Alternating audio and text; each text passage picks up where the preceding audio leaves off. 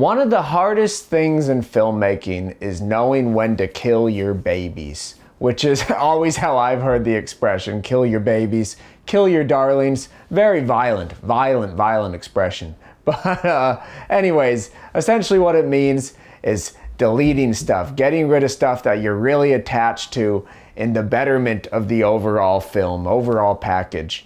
And this becomes a very unique challenge in feature filmmaking, because I feel like in a short, it's easy to take a step back and see the bigger picture. You only got to take 1 or 2 steps back. But when you're making a feature, you got to take 6, 7, 20 steps back to see the whole thing.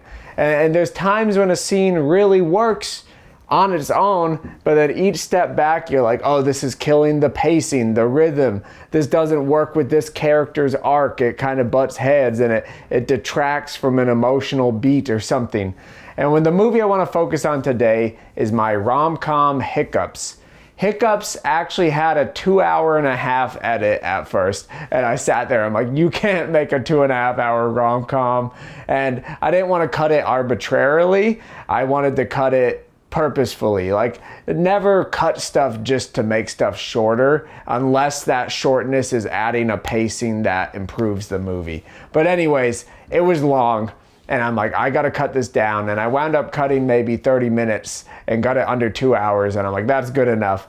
But a lot of that cutting came in the form of shortening scenes. Hiccups is shot in a very unique way. The whole movie is done in these uninterrupted takes, which provided an interesting challenge in editing because I wasn't able to jump cut. I wasn't able to shorten things by using shot, reverse shot. The whole thing was sort of locked in. So I did shorten scenes, start them a little later, end them a little sooner, and that was a good way to pace the movie and make things flow better. But one thing I also did is I cut a lot of scenes. And deleted scenes are hard to wrestle with. There's a lot of reasons to delete a scene, and there's a lot of reasons to not delete a scene. And that's a huge hurdle you come across as you're turning a rough cut into the final cut. And the first type of deleted scene is perhaps the hardest to get rid of, and that's a really good scene. And first I want to show you this one from Hiccups, which was a deleted scene that maybe would have come towards the start of the movie, where they're discussing what they are, and then there's a sort of weird abstract way to whatever. Watch it. Oh, that's cute. That kid is Can I talk to you about something? Yeah. Seems like it's hard for everybody. Actually, can you sit down? But it's just like, okay. I don't know, we've been seeing each other for a while now. It's been like every night at your apartment. I'm wondering what we are. Okay. all right, everyone. What we have here is a man and a woman in the awkward stage of their relationship. They're asking themselves what every couple may eventually, which is, what are we? Now, you may take photos, but please no flash. Now, if there are any questions, I'll open the floor. They kiss with tongue yet? Tongue, I'd say definitely. Do they spend the night together? Probably about 4 or 5 nights a week. They practically live together. Are they seeing other people? No. So then why don't they just date? No one knows. That wraps things up here. We'll go to our next locale, which is 2 women sunbathing in bikinis. I really like you, and I do want to keep seeing you. Okay. Do you think that I can sleep on it? No. Really? That scene was probably one of the hardest to cut for me because I got so many people for it. You know, I have my friend Anthony, my friend Adam, Taylor, a bunch of these awesome people came together to help us make this scene, and we loved this idea. Me, Patrick, and Hannah sort of brainstormed it, and it's like, what if a man's subconscious is presented by a tour group of men, you know, and it was really fun, and I think the bit works. I think it goes on a little long, but my main reason for cutting it is I don't think there was a strong enough narrative arc in the movie where they were discussing what they are. And I've seen that so many times in movies and in real life, this like, what are we? Are we gonna put a label on this? it's not a very interesting conflict for me. And we only had a few little hints at it throughout, and I'm like, this isn't really present. So despite really liking the scene and despite everyone doing such a good job, I had the misfortune of having to tell 8 people that I'm like, your scene's not in the movie, which feels really crappy. I hate telling people that, but I'm happy to share it here. I do think it's a great scene. The next type of deleted scene is one that maybe is too confusing or takes a bit too far. In the movie, there's this abstract dreamlike sequence where Hannah and Patrick, or Josephine and Bill's relationship, is presented through a dreamlike sequence where they're on a dating show. And then, so that sequence ends, and then there would have been another scene that sort of pushes it too far, and I'll show that now.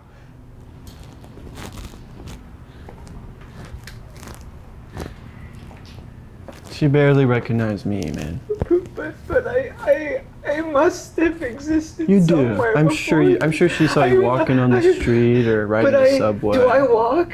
I don't take the. Do I take the subway? A lot of people take the subway. Why? Millions, I can't remember. millions. I can't remember the before this. I should be able to remember. I can't something remember what I had for before these breakfast. walls. Before the. I can't just be an extra in someone else's. Babe, it was funny. It was You gotta not give me that. funny.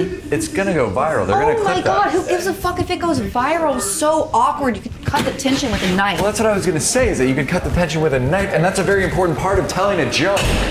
So I think this scene is just too confusing. So we're already in this dream state where, we're talking about how your subconscious populates your dreams. And then my friend Hunter plays this subconscious guy who's like, who am I? How do you know me? And she doesn't remember. And he has an existential crisis. So we actually had extra time with the studio we rented, and that's why we came up with this scene. We're like, let's just film this whether or not we use it. And I think it's really funny. I like that we take his existential crisis that is hinted at in the actual scene, and we blow it up into him actually just losing it. And then I like the transition of Patrick and Hannah walking by and guiding us out of the scene. But I think it ultimately is just a little too confusing. I think with just the dating scene, you get that this isn't actually happening. You get that it's some subconscious thing. I think with this scene, it's just like, wait, where are we? Whose subconscious are we on? Where are we going? What's the joke? I do think it's funny. I think Hunter did a great job in this scene, but we unfortunately had to cut it. I just think it didn't really add anything. And another type of deleted scene is kind of similar, one that just is repetitive. It takes a joke too far. And that's with Chino, who plays the rapper Sean in the movie. A funny story there is the shirt, the Mrs. Hankersham shirt that you see later in the movie. I made that like a year and a half ago with Trent. We just made goofy shirts one day, and I made that, and I've loved wearing it ever since, and I never had a purpose to making it. But one day, me and Chino were talking, I was wearing the shirt, and Chino and I started riffing on what if a rapper had this ongoing grudge against his first grade teacher. And we already wanted to get Chino in the movie, and he's like, hey, let's just do that. And we just we're riffing on it, and we're like, this is hilarious. And Chino's so funny in the movie. But this next scene is just a little tail end scene that would have gone at the end of Chino's rapper's character scenes. And I just think I'll show you. Here we go. I don't know how to transition. Well, Sean, it's been real, man. It's been so good to see you. But check it, guess what the name of the album is gonna be, bro? Oh yeah. What? Wankership. It's good, right? Yeah. Cool. Wankershim by Sean. Wankership by Mr. Success. It's a self-fulfilling prophecy, man. So yeah, this was just a little button on that whole scene. I like the jokes in it. I like revealing that the album is called Wankershim. That's a stupid joke that I like. And then I like him calling himself Mr. Success. That's just on the nose and funny. But I didn't think we needed an out. I think just hard cutting out of that scene worked just as well. And it felt sort of superfluous to keep the joke going past him. It's already so funny watching him look at his teacher's Facebook page and saying she has no momentum, and then beyond that, I'm like, the joke's done. And another type of deleted scene is one that already kind of has a better scene in the movie. And this is just a little transitional moment with Bill that didn't wind up in the movie.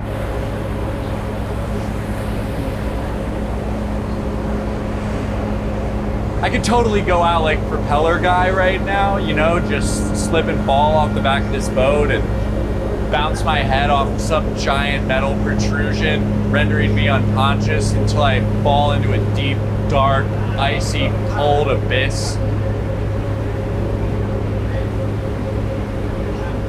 Sounds pretty nice, actually. Refreshing, even.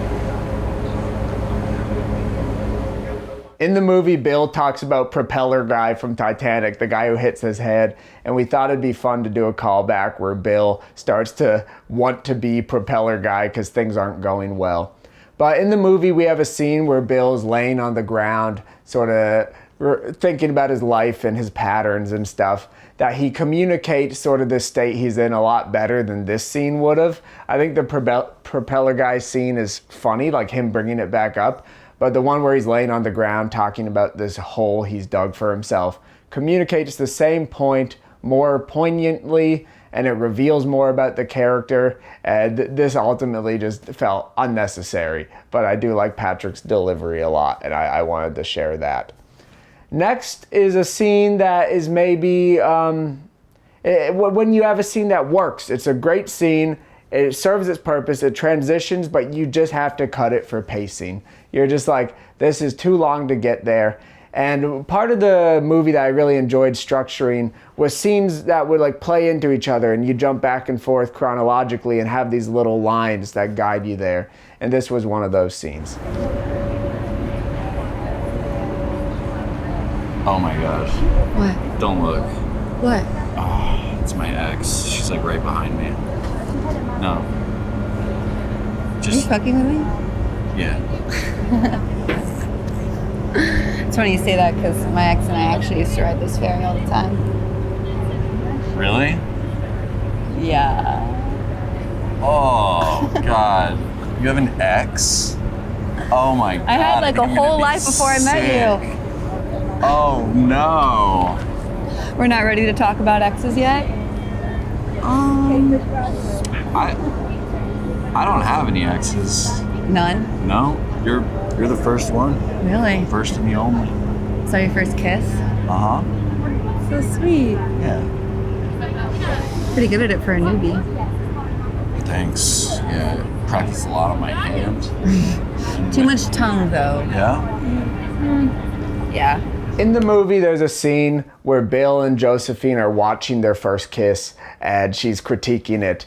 And this scene on the boat would have served a really nice purpose of just guiding us into that, you know, because this movie is very chronologically out of order. But it was nice to have that chronology sort of bounce around, because there's a lot of reminiscing and reflecting that happens over the course of a relationship, where you're always thinking about your first date, thinking about this, and to see those moments bouncing back and forth. But ultimately, this scene was long, and I liked the exchange. I just didn't have a place for it in the movie, because they set up like the exes. In the movie, we see all their exes, and this sets it up nicely that they haven't talked about it yet. But that wasn't that important for me to get to, and I think the kiss scene played well without having to talk about it beforehand. But I really like this scene. It's a really nice shot on the ferry in New York. It's really nice. I like all the natural extras. Shooting in public spaces is really fun because, you know, people just populate it and it really enlivens the shot. But ultimately, it was just superfluous, and it was a pacing cut. Because, like I said, there can be a good scene that just slows down the movie, and it kind of makes the audience drag their feet. And if something feels inessential, even though it's serving a purpose, that's a really hard call to make. It's like this is guiding us here. It's like setting up a plot line, but it's not really something that the audience needs. You know, considering what somebody needs to get the emotion and the story you're trying to tell. It's like, yes, this guides them there. It bridges a divide, but it doesn't. It's not a divide that is so confusing without it. It's not a divide that anyone would be aware of without it. And that's a hard thing to pinpoint. And I think the next one is sort of similar. It's another bridge scene that is a sweet moment. So I'll play that.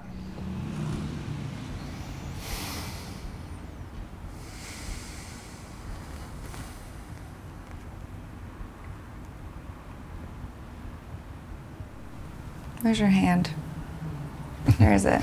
It's Where's over your hand? here. Oh.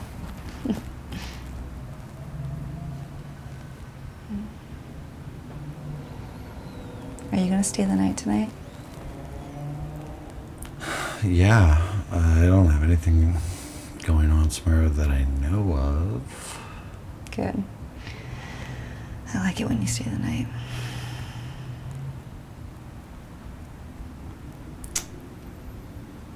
If you ask me to stay the night, you know that I will, because my name is Bill and I love to stay the night. Staying the night is like my favorite thing to do. You know it's going down at the nighttime town. Why do you do that? Those were bars. It was good. Why can't we ever just have a sweet moment? Why do you have to make everything into a joke? I don't make everything into a joke.